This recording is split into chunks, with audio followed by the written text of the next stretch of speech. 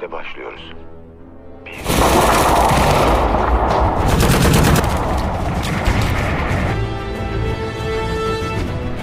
Şiiri.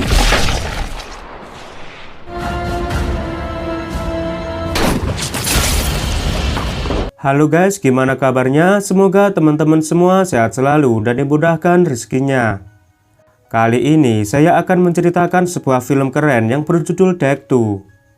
Mengisahkan tentang pasukan khusus Turki yang menerima misi berbahaya untuk membebaskan sebuah wilayah yang akan di bumi hanguskan oleh pasukan teroris. Dalam pasukan khusus Turki terdapat sniper handal yang menjadi kesuksesan mereka dalam menjalankan setiap misi. Oke guys, silakan jauhi keramaian dan dengarkan baik-baik alur filmnya.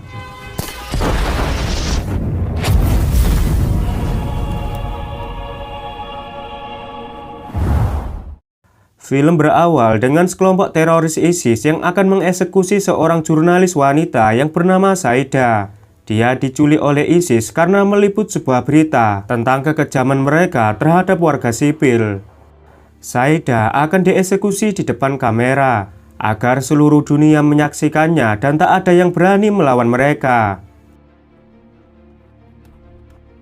Namun tanpa mereka sadari, pasukan khusus Turki yang berjumlah 7 orang sedang mengintai untuk menghentikan aksi para teroris. Pasukan khusus ini menyamar sebagai warga sipil, sementara seorang sniper sedang bersembunyi di bangunan tua yang sudah siap menembak dari jarak 800 meter.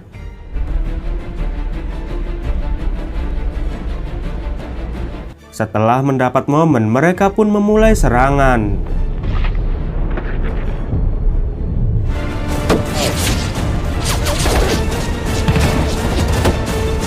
Dalam sekejap, pasukan khusus ini menghabisi teroris dan berhasil menyelamatkan Saida.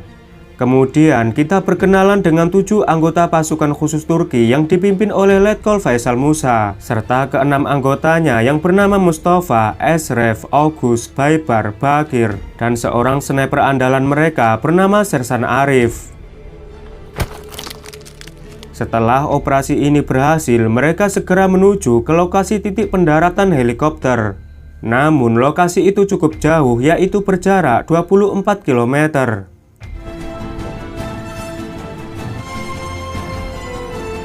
Bakir dan Ogus yang menjadi pengawas melihat sesuatu yang mengejutkan. Ternyata mereka menemukan jasad warga desa yang telah dieksekusi oleh ISIS sekitar 3 jam yang lalu. Teroris ini membantai semua warga yang berbeda keyakinan. Bahkan anak-anak juga menjadi korban kekejaman ISIS. Arif yang menjadi sniper memberi laporan kepada Faisal bahwa dia melihat para teroris datang ke sana untuk memburu para pasukan khusus. Mendengar itu, Faisal dengan santai mengatakan, biarkan saja teroris datang ke sini karena kita adalah pecinta kematian. Sin kemudian mundur ke masa lalu, di mana saat itu Letkol Faisal memberitahu kepada calon prajurit yang akan menjadi pasukan khusus.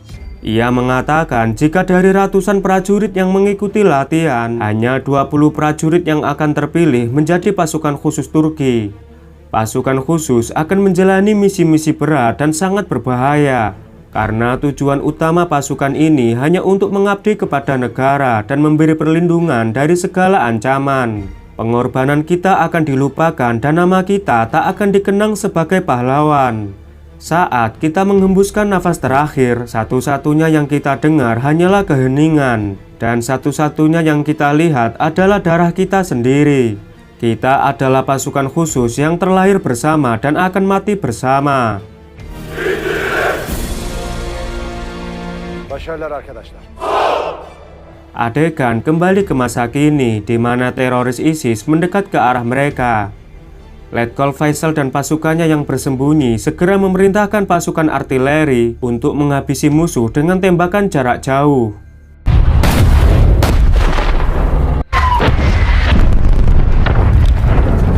Yükselip batmak için.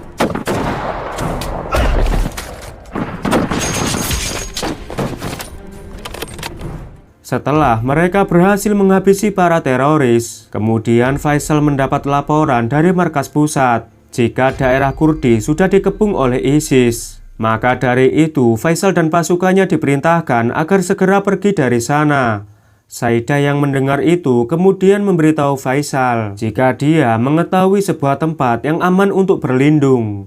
Adegan kemudian flashback ke masa lalu. Siang dan malam, para prajurit menjalani latihan berat untuk bisa bergabung dalam pasukan khusus. Mental dan fisik mereka terus dilatih agar menjadi prajurit tangguh yang tidak mengenal kata menyerah.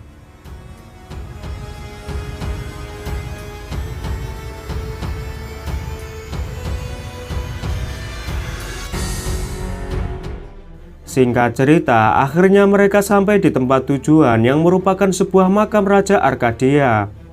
Sebelum mereka beristirahat, Faisal lalu menyuruh Baibars, Ashraf, dan August untuk memeriksa tempat itu. Di malam harinya, mereka bertiga bergerak mengendap-endap ke makam Raja Arkadia. Dan ternyata tempat itu telah dikuasai oleh teroris dengan bersenjata lengkap. Dan baku tembak pun dimulai.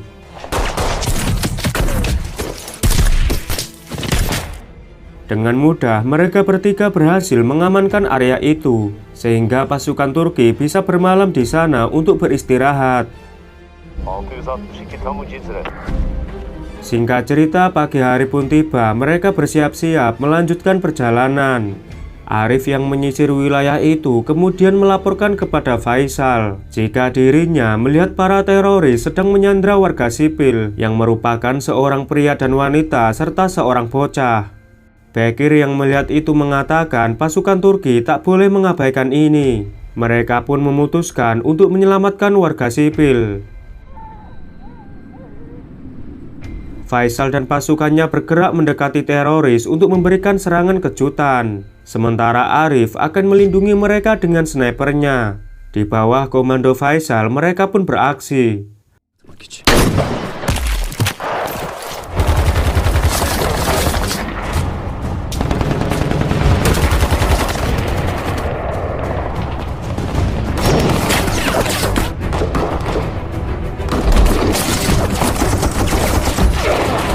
Tanpa diduga, ada seorang sniper ISIS yang sudah mengintai mereka di atas bukit.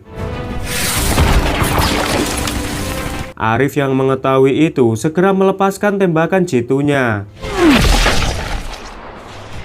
Akhirnya pasukan Turki berhasil menghabisi mereka semua dan menyelamatkan para sandera. Ternyata pria yang mereka selamatkan terluka cukup parah. Faisal pun segera memberi penanganan medis. Pria itu bercerita jika dirinya adalah kapten polisi di wilayah Kurdi. Namun dia kehilangan 80 anak buahnya yang sudah dihabisi oleh ISIS. Dan kini hanya menyisakan dia sendiri. Polisi itu lalu meminta Faisal untuk mengakhiri penderitaannya dengan menembak tepat di jantungnya.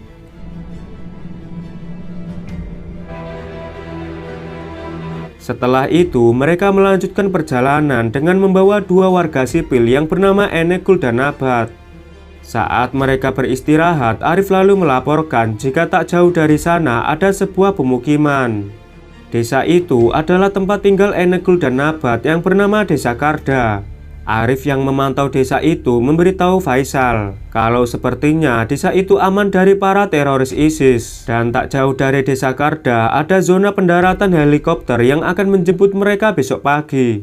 Mereka pun mendatangi desa itu dengan penuh waspada.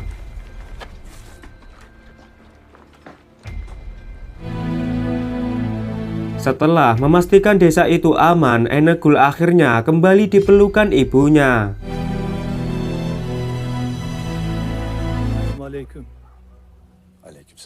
Kepala desa yang menyambut Faisal mengenalkan dengan satu-satunya pejuang yang tersisa bernama Boran. Boran memberitahu jika penghuni desa saat ini hanya berjumlah 40 orang, 25 orang dewasa dan 15 anak-anak. Kemudian Boran mengajak mereka untuk beristirahat di rumahnya.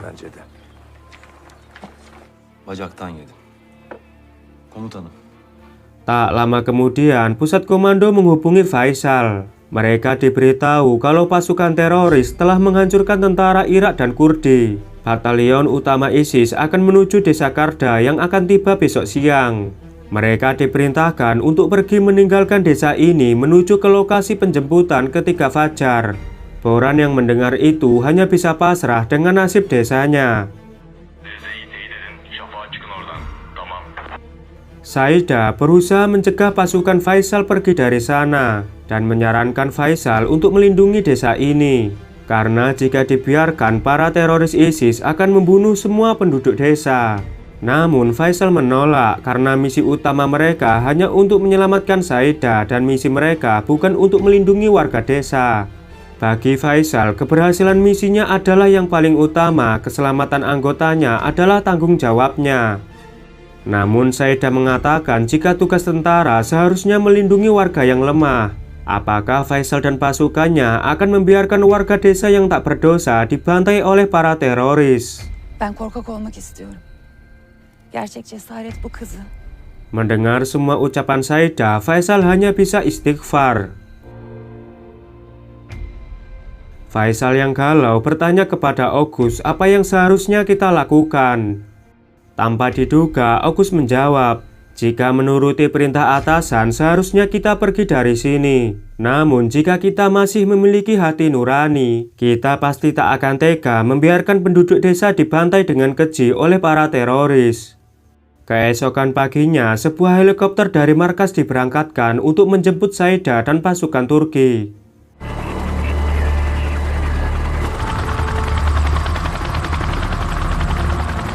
Setibanya di lokasi pendaratan, Faisal membawa Saida dan semua penduduk desa Karda.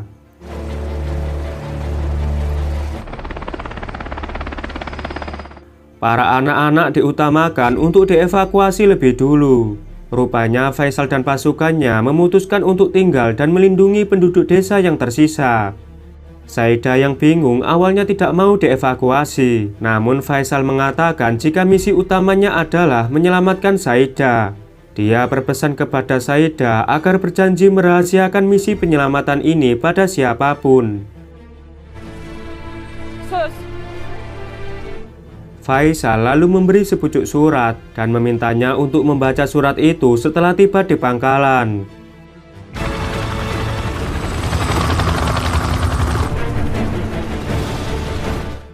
Kemudian markas pusat memarahi Faisal dan menanyakan alasan mereka tidak mau dievakuasi. Faisal mengatakan jika sebentar lagi cuaca di sana akan memburuk. Beruntung atasannya percaya dan akan mengirim helikopter untuk menjemput mereka esok hari. Sebelum bertempur, mereka mengibarkan bendera Turki untuk membangkitkan semangat patriotisme.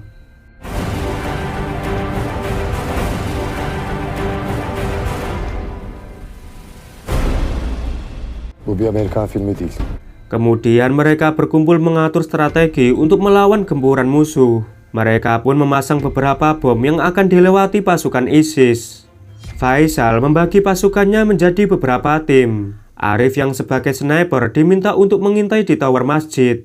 Sementara Baron bertugas melindungi Arif. Pepper dan Ashraf diminta untuk berada di garis tengah. Sedangkan Faisal dan yang lainnya akan berjaga di garis depan. Namun mereka membutuhkan satu orang lagi yang bertugas untuk membawa amunisi. Nabat yang ingin berjuang melindungi desanya mengajukan diri untuk membantu mereka. Kemudian mereka menyembunyikan warga desa ke sebuah tempat yang aman. Sambil menunggu kedatangan musuh, mereka berbagi cerita tentang kehidupan mereka masing-masing. Singkat cerita, sore hari pun tiba. Dari atas menara, Arif melihat kedatangan pasukan musuh yang berjumlah sekitar 200 orang, 8 kendaraan taktis, serta sebuah tank Abraham buatan Amerika. Mereka pun bergegas menuju ke pos masing-masing.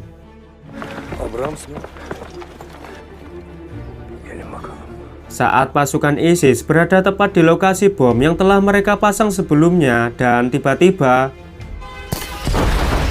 para teroris yang masih selamat dari ledakan itu langsung ditembaki oleh pasukan Turki.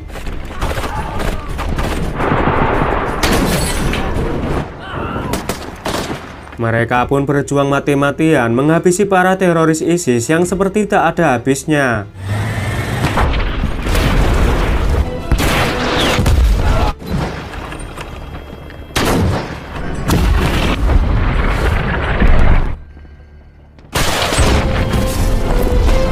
Karena kalah jumlah, mereka pun digempur dari berbagai arah, sehingga mereka pun terpaksa mundur ke garis tengah.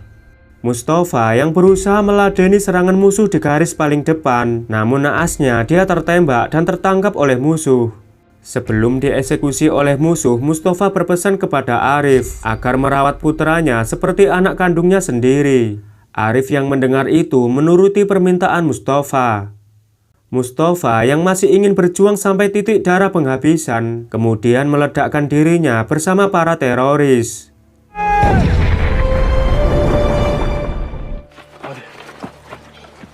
Mereka yang terus digempur oleh pasukan ISIS memutuskan mundur ke pos pertahanan terakhir dengan membawa Baron dan Nabat yang terluka. Di sana mereka akan berusaha bertahan dengan amunisi yang tersisa. Tapi saat mereka menuju ke benteng pertahanan terakhir,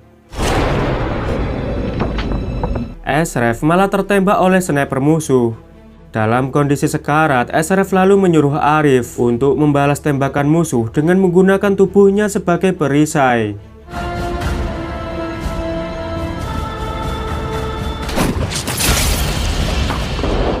Pertempuran pun masih berlanjut. Di benteng terakhir ini, mereka terus bertahan sampai kehabisan amunisi.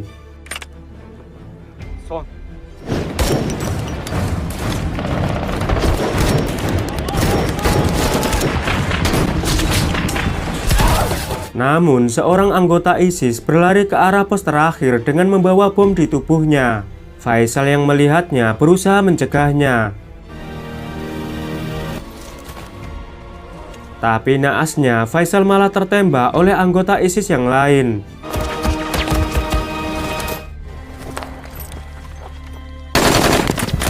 Tumbangnya Faisal mengakhiri pertempuran ini dan pasukan khusus Turki akhirnya berhasil menghabisi batalion utama ISIS. Di sisi lain, helikopter penyelamat telah sampai di markas. Di sana Saidah membaca surat yang diberi Faisal. Surat itu berisi tentang keinginan Faisal kepada putrinya yang telah meninggal dunia. Andaikan putrinya masih hidup, Faisal ingin putrinya menjadi seperti Saidah, seorang wanita pemberani dan baik hati.